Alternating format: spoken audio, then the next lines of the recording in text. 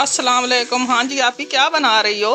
आज हम ना आलू गोश्त मटन बना रहे हैं। अच्छा, ये तो बहुत ही मज़ेदार है। ये जो सिंपल और सादा तरीके से बना रहे हैं, कोई मसाले वगैरह नहीं डालते, सिंपल अच्छा, आज हम माशाल्लाह बनाते हैं। माशाल्लाह, बहुत ज़बरदस्त है।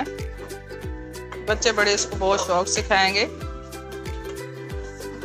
इसके बाद ये साग भी मंगाया हुआ है, ये साग भी हम बनाएंगे। इसको अभी बनाया नहीं है लेकिन बनाएंगे।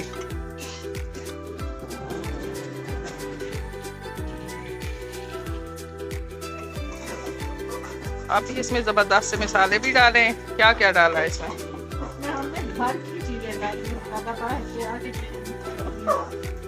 अच्छा, के मसाले बने हैं, सादा सिंपल होते हैं, वही